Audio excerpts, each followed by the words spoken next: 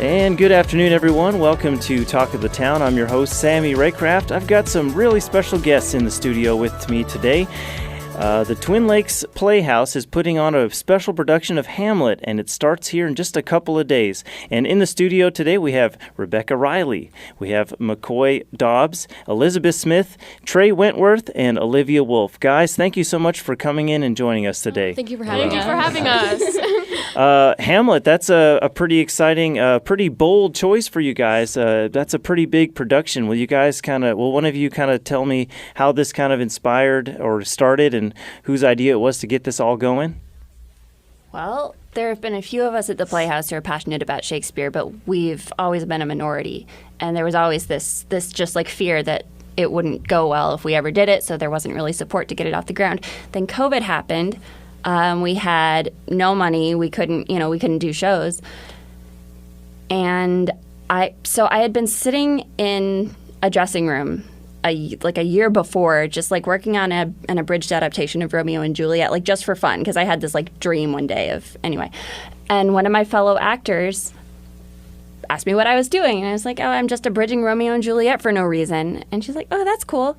And then a year later, COVID happens, and she comes to me and she says, hey, Romeo and Juliet would cost us no money in royalties, and we could do it in the park. So I've talked to the board, and we're going to let you try it. Nice. And it was a hit. And Lizzy was there. She played Benvolio.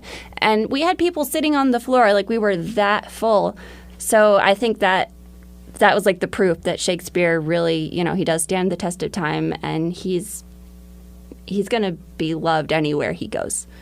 We were talking before we started the show that, a lot of people think Shakespeare, we all had to read it through high school, and when you just have to read the text and you have no context of what's happening, you're just like, why am I reading this? It sounds very Old Testament-y kind of reading, like King James Bible sort of stuff. Tell me how bringing this production to life, how different it is on stage for people to experience it. Because it is in the language that it is, it's our job as actors to make sure the audience can understand it. So we try to understand as actors so that we can present in a way that is digestible for them. So we have to sometimes overemphasize like the emotions or just kind of make it very obvious what they're intending to do and their motives. And so it's really easy to understand, honestly, while you're watching it because of how we portray the characters.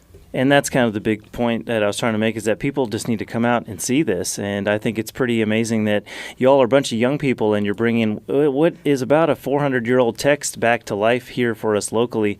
McKoy, you're playing Prince Hamlet, right? Yeah. Give us, I kind of wanted to give people who haven't read their Shakespeare in quite a few years kind of a rundown on the basic, narrative of the story.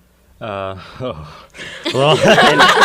and what we everyone that's here can kind of chime in on what their character, how they're kind of all intertwined. I know it's a very deep story. It's a 4-hour play. You guys have abridged it down to 2 hours. You were telling me, but kind of if you could put it in a few words. Yeah.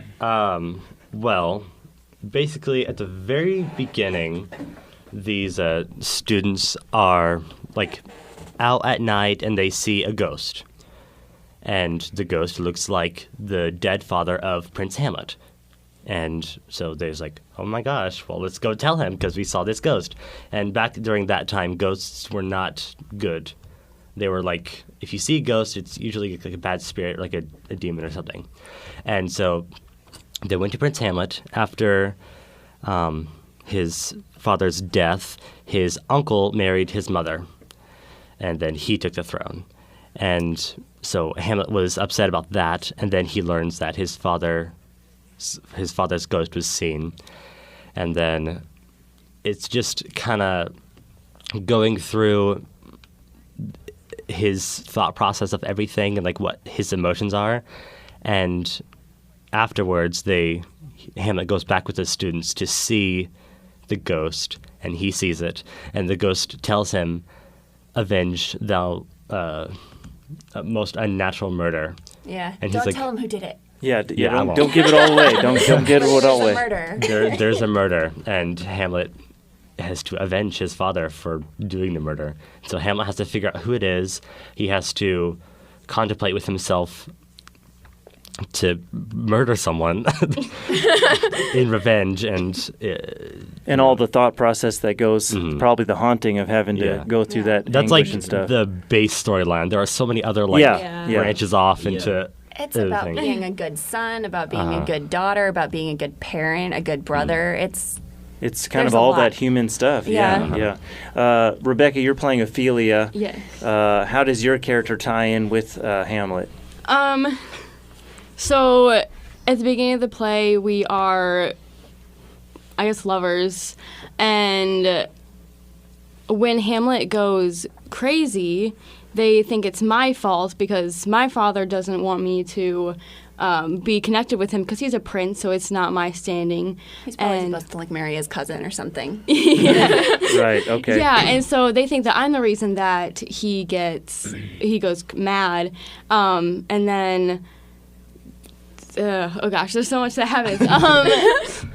Through a series of events, my heart gets broken, and I don't know how to handle it. No, that's fine. Yeah, anymore. it's a lot of emotion.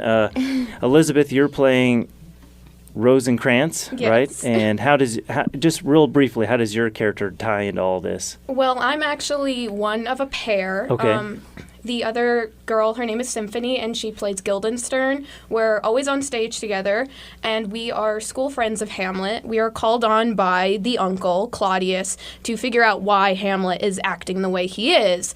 But we do not care about Hamlet at all. We are there for the paycheck and nothing else. They're some of my favorites to watch. Yeah, we've been called many a things, including Tweedledee and Tweedledum. But we're very flirty.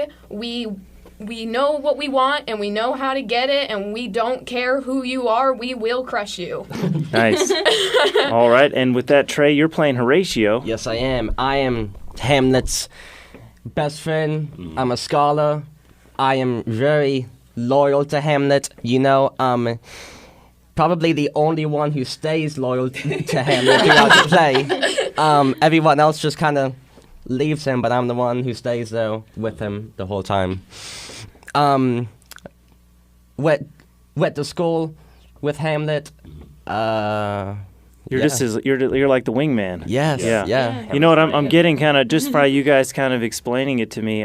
This sounds like any drama I could watch on Netflix today. Yeah. Very riveting. Like I kind of want to just go see it. And I've seen Hamlet multiple times in different forms in film and on stage. And you can kind of tell that a lot of the stories that we write today and that we have in production are just copying this. Shakespeare was really ahead of his time, wasn't he? Yeah.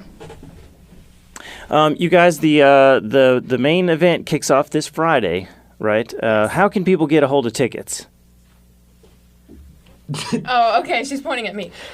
So, first of all, we have our website, twinlakesplayhouse.org.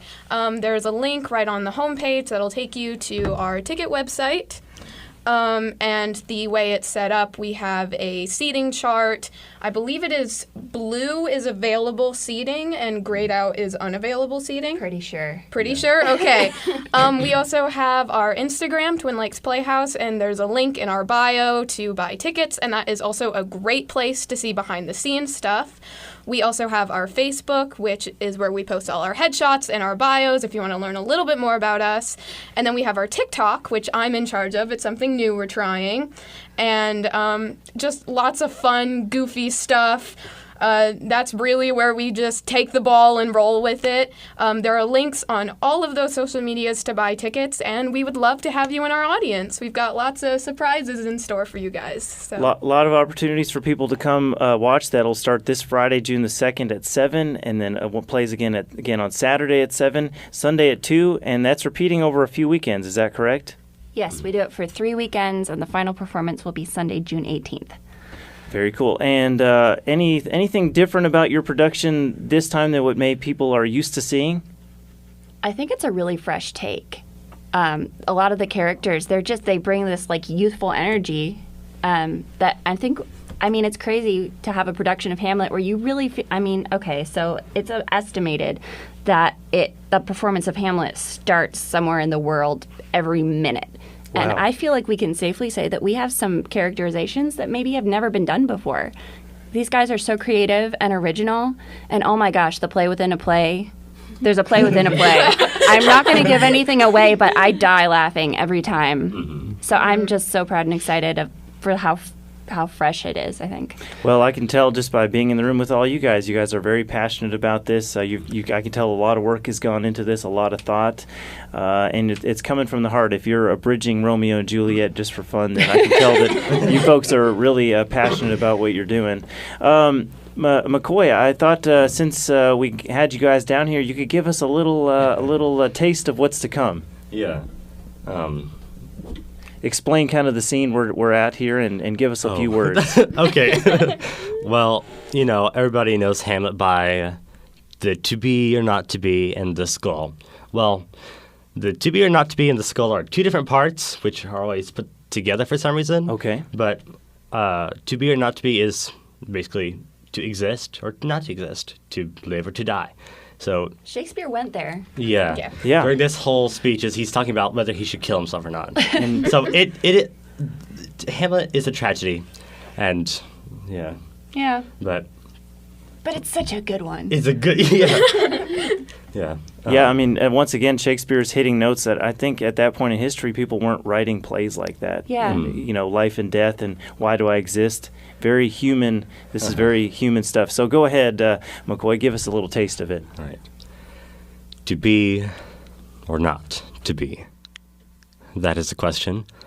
Whether 'tis nobler for the mind to suffer the slings and arrows of outrageous fortune, or to take an arm against a sea of troubles, and by opposing, end them. To die, to sleep, no more. And by sleep, we say to end the heartache, and the thousand natural shocks that flesh is heir to. To die, to sleep, perchance to dream. Aye, there's the rub. For in that sleep of death, what dreams may come, when we have shuffled off this mortal coil, must give us pause. Thus conscience does make cowards of us all. Awesome. Very, very nice. I was just Fuck you thinking, now, while you're performing that, a reason people need to go out and see a play in real life is we live in such a digital world. I was thinking about this morning, and this is a very analog performance, and there's something different about watching something like this on screen, or like I'm lucky enough to be sitting in the room with all you guys and feeling the energy and hearing the performance in real life. People need to come out and experience that, and they can do that starting this Friday, June the 2nd. It's the Twin Lakes Playhouse, exciting production of Hamlet. Thank you guys so much for coming in today. Thank you.